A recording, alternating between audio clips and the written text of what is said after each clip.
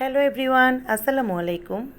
আজ আপনাদের সাথে শেয়ার করতে যাচ্ছি দারুণ মজার ঘরে তৈরি একটা পাস্তা রেসিপি। ডিম, আলু আর ময়দা থাকলে এই পাস্তাটি খুব সহজে তৈরি করা যায়। আশা করছি আপনাদের ভালো লাগবে।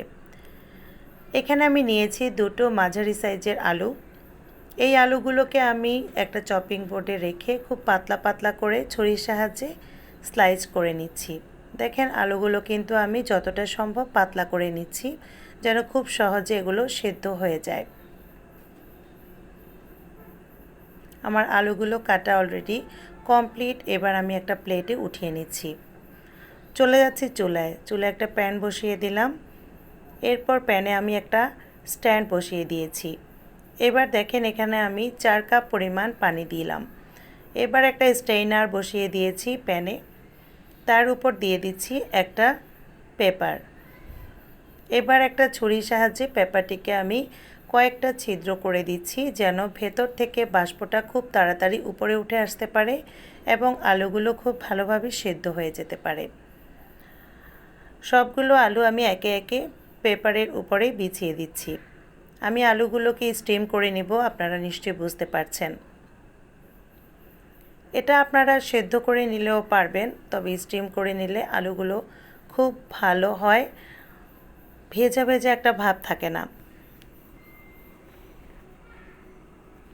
এবার আমি ঢাকনা দিয়ে দিলাম এবং ঢাকনার যে ছিদ্রটা আছে সেটা আমি একটা পেপার দিয়ে বন্ধ করে দিয়েছি।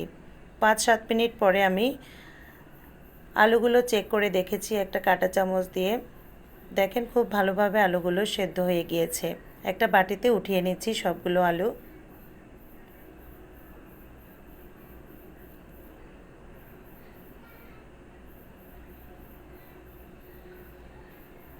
এখন এই আলুগুলোকে গরম অবস্থায় একটা স্টিলের গ্লাস দিয়ে আমি খুব ভালোভাবে ম্যাশ করে নিচ্ছি।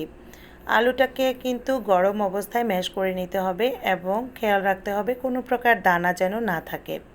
তার জন্যই কিন্তু আমি স্টিলের গ্লাসটা এখানে ইউজ করেছি। আপনারাও এরকম কিছু একটা ইউজ করবেন। তো আমার খুব ভালো একটা স্মুথ একটা আলুর ডো তৈরি হয়ে গিয়েছে। এবার আমি অল্প অল্প করে এখানে ময়দা মিশাবো। আমি এখানে 1.5 কাপ পরিমাণ ময়দা নিয়েছি, তবে সবগুলো ময়দা আমি এখানে ব্যবহার করব না, যতটুকু লাগে ঠিক ততটুকুই ব্যবহার করব। এই পর্যায়ে আমি অল্প পরিমাণে পানি দিয়েছি, আবারও দিয়ে দিলাম ময়দা। আমি 1 কাপের পরিমাণ ময়দা এখানে ইউজ করেছি, সবগুলো ময়দা কিন্তু ইউজ করিনি। অল্প অল্প করে পানি দিয়ে খুব সফট স্মুথ একটা ডো তৈরি করতে হবে। দেখেন আমার ডোটা কিন্তু অনেক বেশি সফট হয়েছে, খুবই স্মুথ হয়েছে, দেখতেই বোঝা যাচ্ছে। এবার আমি এই ডোটাকে খুব ভালোভাবে মথে নিচ্ছি। অল্প কিছু ময়দা ছিটিয়ে দিলাম ডোয়ের উপরে। এবার দেখেন হাতের সাহায্যে চেপে চেপে খুব সুন্দর করে একটা রুটির শেপ করে নিচ্ছি। এটা বেলার কিন্তু খুব বেশি প্রয়োজন নেই, যদি আপনারা চান বেলতেও পারেন, তবে না বেললেও চলবে। আমি হাতের সাহায্যে চেপে চেপে একটা রুটির আকৃতি করে নিয়েছি এবং রুটিটাকে একটা ছুরির সাহায্যে দেখেন এরকম লম্বা লম্বা করে কেটে নিচ্ছি।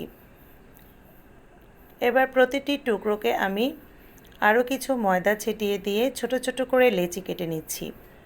লেচিগুলো দেখেন দেখতে ঠিক এরকম হবে, ছোট ছোট আকৃতি করে কেটে নিতে হবে।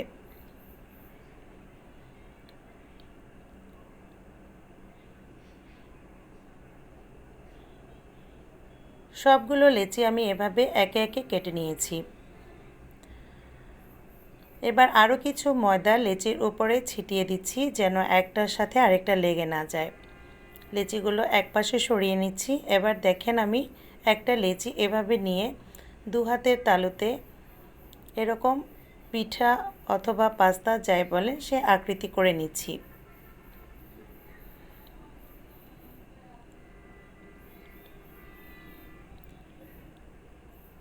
সবগুলো লেচিকে আমি পাস্তা করে নিলাম। এবার আমি উঠিয়ে নিচ্ছি। চলে যাচ্ছি চুলায় একটা প্যান বসিয়ে দিলাম। এতে দিয়ে দিচ্ছি 4 কাপ পরিমাণ পানি। এবার দিয়ে দিচ্ছি পরিমাণ মতো লবণ, আর দিয়ে দিচ্ছি 1 টেবিল চামচ পরিমাণ অলিভ অয়েল।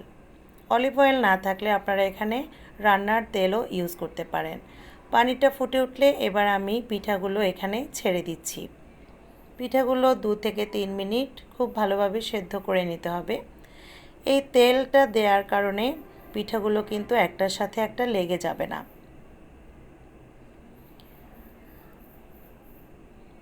আর লবণটা দেওয়ার পরে এটাতে খুব ভালোভাবে লবণটা ঢুকে যাবে।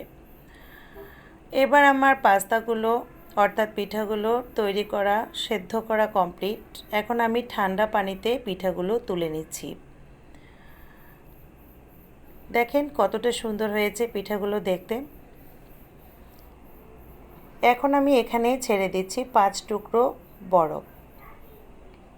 এই বরফটা কিন্তু অবশ্যই দিবেন, তাহলে পিঠাগুলো কিন্তু ভেঙে যাওয়ার একদমই সম্ভাবনা থাকবে না। এভাবে আমি রেখে দিয়েছি 1 ঘন্টার জন্য। এবার চলে যাচ্ছি চুলায় একটা প্যান বসিয়ে দিলাম। আবারও দিয়ে দিলাম পরিমাণ মতো অলিভ অয়েল। এখানে আমি 3 টেবিল চামচ পরিমাণ অলিভ অয়েল দিয়েছি। আপনারা রান্নার রেগুলার অয়েলও ইউজ করতে পারবেন।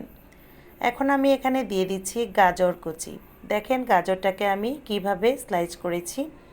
ঠিক এরকম করে পাতলা পাতলা করে লম্বা আকৃতি করে স্লাইস করে নিতে হবে। দিয়ে দিচ্ছি কিছু বরবটি। বরবটিটাকেও আমি এরকম কোণাকার করে স্লাইস করে নিয়েছি। এখন আমি এখানে দিয়ে দিচ্ছি পেঁয়াজ কিউব। আমি পেঁয়াজগুলোকে মাঝখান থেকে কেটে নিয়ে প্রত্যেকটা পেঁয়াজকে আলাদা আলাদাভাবে ছেড়ে নিয়েছি। দেখেন দেখতে খুবই ভালো লাগছে। কিছুটা নেড়ে চেড়ে অপেক্ষা করছি একটু সেদ্ধ হয়ে আসার জন্য। এবার আমি এখানে দিয়ে দিচ্ছি টমেটো স্লাইস। টমেটোগুলো লম্বা লম্বা আকৃতি করে আমি কেটে নিয়েছি যেন গাজর এবং বরবটির সাথে মিশে যায়। এই পর্যায়ে দিয়ে দিচ্ছি পরিমাণ মতো লবণ। লবণটা অবশ্যই বুঝে শুনে অ্যাড করবেন। আমি পিঠাতে লবণ দিয়েছি এবং কিছু সস এখানে ইউজ করব যেগুলোতেও কিন্তু লবণ থাকবে। এই পর্যায়ে দিয়ে দিলাম গোলমরিচের গুঁড়ো। এখানে আমি 1 টেবিল চামচ পরিমাণ গোলমরিচের গুঁড়ো দিয়েছি। এই পর্যায়ে এখানে আমি দিয়ে দিচ্ছি একটা ডিম। ডিমটা কিছুটা শক্ত হয়ে আসলে এরপরে আমি স্ক্র্যাম্বল করে নিচ্ছি ডিমটাকে। আর সবগুলো উপকরণের সাথে খুব ভালোভাবে মিশিয়ে নিব। মেশানো শেষ। এই পর্যায়ে আমি এখানে অ্যাড করে দিচ্ছি আমার তৈরি করে রাখা পাস্তাগুলো। দেখেন কতটা লোভনীয় লাগছে। এখানেই পাস্তাগুলোকে খুব ভালোভাবে সবগুলো উপকরণের সাথে মিশিয়ে নিচ্ছি। খুব ভালোভাবে মেশাতে হবে। দেখেন পাস্তাগুলো কিন্তু একটাও ভেঙে যায়নি। ঠান্ডা পানিতে অবশ্যই রাখবেন, তাহলে পাস্তাগুলো কিন্তু ভেঙে যাবে না। এই পর্যায়ে দিয়ে দিচ্ছি সয়া সস। এখানে আমি 1 টেবিল চামচ পরিমাণ সয়া সস দিয়েছি। আরেকবার নেড়ে চেড়ে দিচ্ছি। এবার দিয়ে দিচ্ছি চিলি সস। চিলি সসটা দেওয়ার পরে খুব ভালো একটা টেস্ট আসবে। এখানে আমি টমেটো সসটা ইউজ করছি না, যেহেতু এখানে টমেটো দিয়েছি। আবারও ভালোভাবে নেড়েচেড়ে নিচ্ছি। এবার দিয়ে দিচ্ছি ধনেপাতা। এখানে আমি বিলাতি যে ধনেপাতা আছে সেগুলো ইউজ করেছি লম্বা লম্বা করে কেটে।